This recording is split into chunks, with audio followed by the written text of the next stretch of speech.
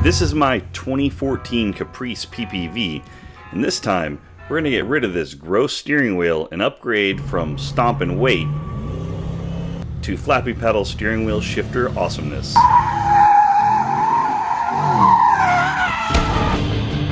Welcome to the Burnouts and Rotor Blades YouTube channel.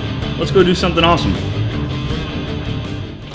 The start of this project was a simple replacement of the grungy steering wheel that came with my 2014 Chevy Caprice PPV. However, as I dove into the internet forum rabbit hole, I found that the computer in the Caprice allows for manual transmission control using flappy paddles on a properly equipped steering wheel with minimal effort. So let's get the steering wheel oriented properly and the battery disconnected, since we'll be messing with several airbags.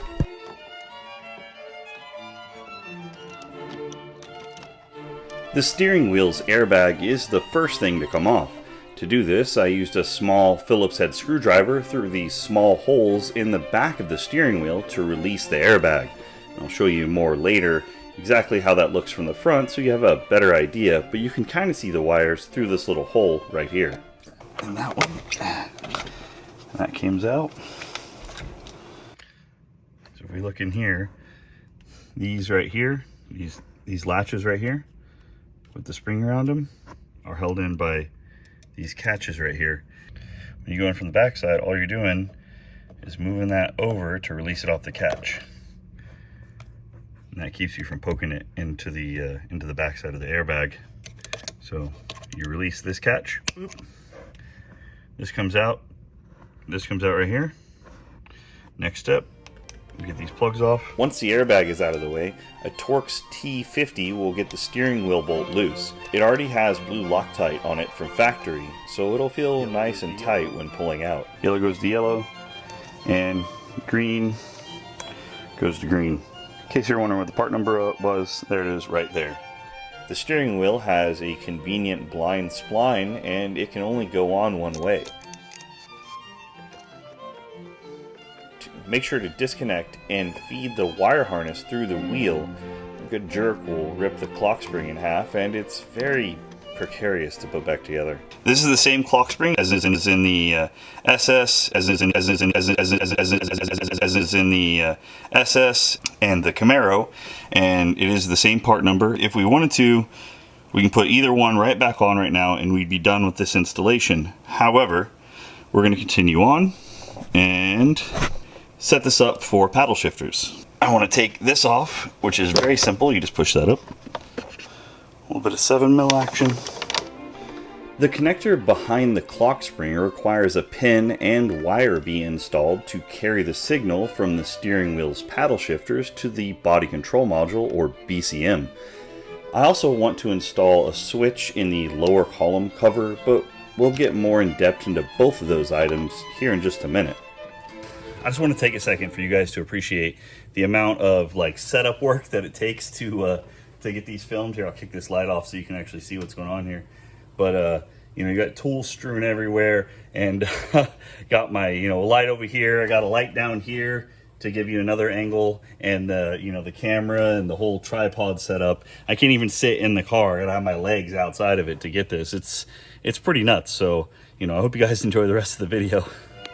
The steering wheel I ordered was for a 2014 Chevrolet Camaro.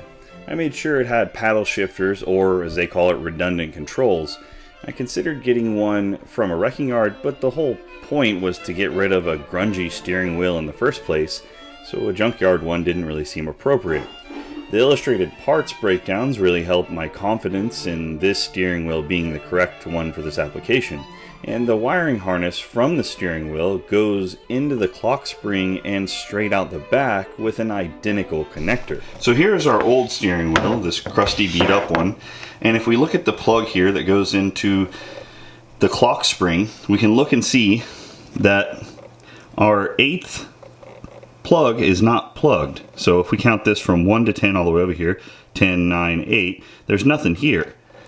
If we come back over to this one, our new steering wheel from the Camaro, and we look in pin number 8, pin number 8 does have brown wires that come in from each side, which corresponds to our shift buttons. That's how we know what to do with the clock spring inside the car. Genius, whoever figured that out. The corresponding connector at the back of the clock spring has no wires coming out of pin 8, and according to the wiring diagrams, they aren't supposed to. A service terminal SAIT Alpha 03 Tango Mike 064 was needed to pin this connector, which I ordered from Mauser. I ordered as many as I thought I might screw up. Before going any further, I verified I had the right pin by pulling a pin out of the old steering wheel. I figured, worst case scenario, I could just rob the pin from here, but I didn't really need to. I bought this awesome lighted switch to control the paddle shift function and installed it just below the ignition switch where there was plenty of dead space. I spent quite a bit of time making sure that there was no interference after everything was assembled. For a project like this, it's best to plan out the wiring harness in advance, so we have to talk about the rest of the components. The body control module plug pin 11 is where all the magic happens. The BCM pinout shows it's for tap up, tap down switch signal, and it requires pin SNAC 3 Alpha 021 Tango M0.64, which I also ordered from Mauser. This wiring diagram came with the switch, and we'll make some adjustments so it represents our situation.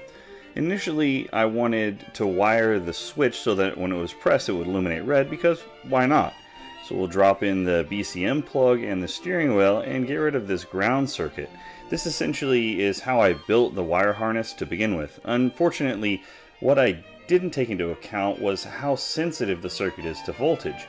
When I initially drove the vehicle after doing this, I would get a shift denied warning and nothing would happen. I eventually cut the power from the light circuit and that fixed the problem. So to recap, this is basically what we're looking for in terms of wiring. Same functionality, just no cool red light. I could grab fused power from another source, but I can't see the light anyways, and it'll be pretty obvious if the TUTD is enabled.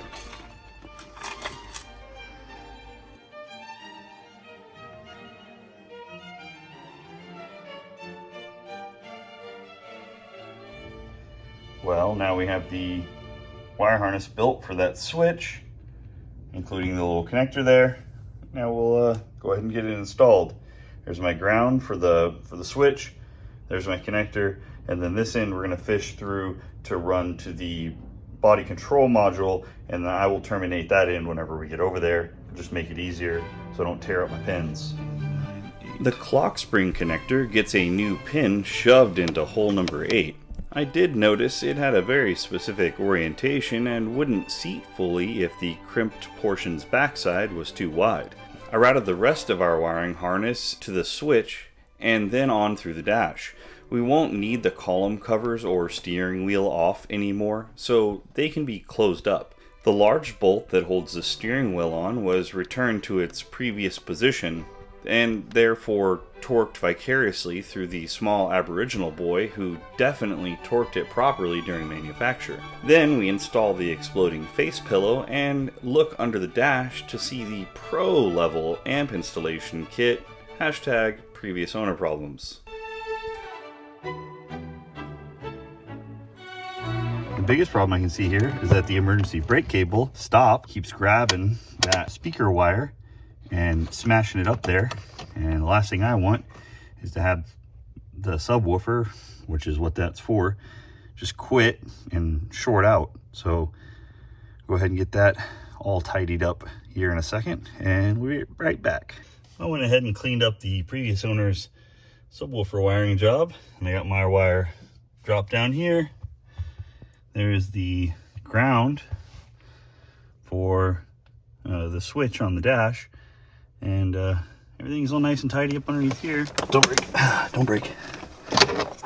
I cut this off to fit underneath the edge of there whenever I ordered this, and pretty good decision. Looks pretty decent if you don't look too close. Now it's time to move over to the center section of the dash. I considered running the wire below the AC ducts because it would be way easier. But I really wanted to follow the stock wiring harnesses which run up and behind the stereo.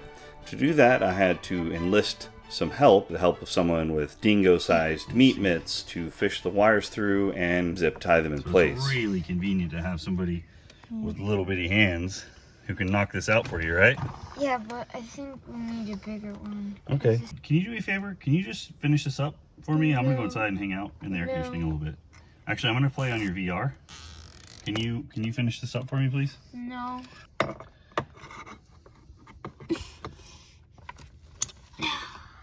Is it cut at a sharp angle? Will it scratch you?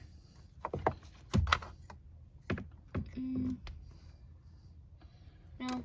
Okay. I'll just You think you can cut it a little lower? Yeah. Thank you. Oh no, did the piece fall in there? Oh, geez, now we gotta take the whole car apart. Wait, what? No. Thank you, mister. You're welcome. It's nice to be able to work with him and not have to yell at him for pointing the flashlight everywhere except for where I'm working. In all honesty, the glove box doesn't need to come out, but it makes it easier to film, so that's why I did it.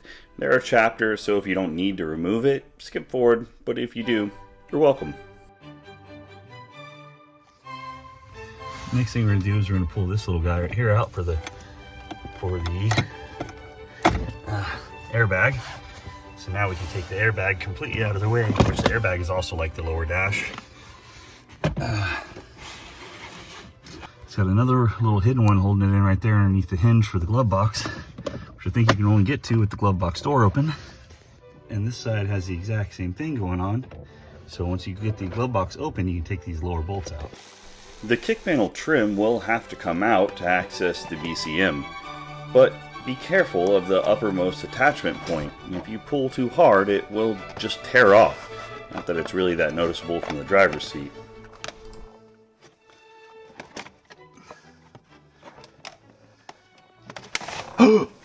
No!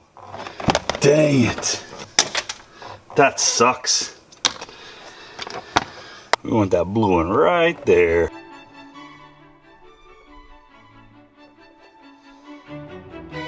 That's our dude. There's our man. That's the one we want. It was really hard to get that 18 gauge to fit into this plug. This is basically overkill for this particular project. Went and got some 24 gauge so that I can fit this better into this plug, because if you'll notice, this is like probably 20 gauge or maybe even 24 gauge, I'm not sure. Alright, we got this down. Now we can go for pin number 11, which is right at the top of this blank spot right here. Blank spot right there. And then these little things go down.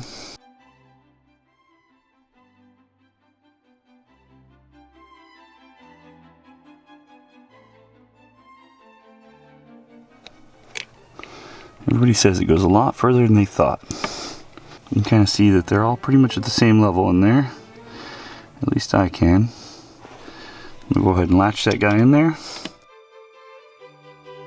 Seam latched. It's tight in there. Get a little zip tie on that guy. There we go. Nice and neat.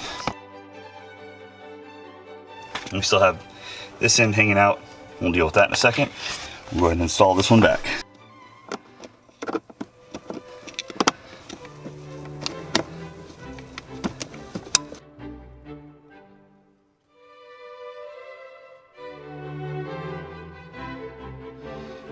Yeah, it's not the prettiest solder joint in the world, but it's strong enough.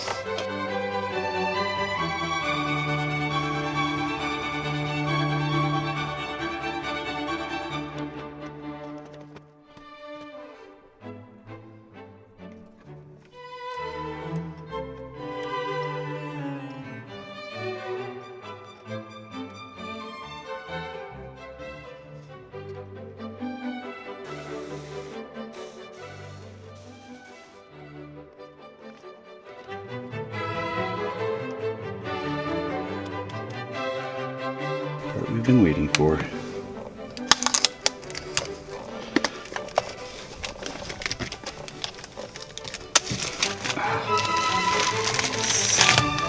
Yes! No more gross steering wheel. The last piece of this puzzle is the tune. We're going to make sure we open the most recent file. 4547 at 940. And I did DoD disable version 2 plus throttle rate limit with no FSCM. So we're going to load that one. Now we're going to go to the trans controller. Manual, shift general. So TUTD is disabled right here. So we're going to go in here and enable. File, save that. TUTD enable. It's going to be the name of this one. There it is. So that we're going to save. We're going to make sure we go over here. We went trans, shift general, TUTD enable. We're also going to go into the text file, 2014 Caprice PPV tuning changes. And here is all my tuning changes that I've made. Now I'm going to put the new one down here. We're going to go transmission, shift general, and then right down here, TUTD enable. And that's just for me to know all the things that I've done. So this is basically the tune on this vehicle. DoD disable, min VSS speed from 5 up to 318, torque converter. So this is all the steps that I've done for this tune, right? And it's not much. That's saved. That's saved. All right, we got everything powered on, so we're going to go ahead and write this to the vehicle. Now, I have the previous file saved, so that even if this one messes everything up, it should be fine. We're going to write, and it'll take as much time as it needs to write to the vehicle. We can verify that it's writing by looking right. We can look over here at the USB tuner's OBD2 port tuner module that it is indeed flashing to the vehicle. And then we can check back over here to our screen and see what percentage we're on, and it's doing pretty good. Just out of curiosity. Alright, shift's completely normal.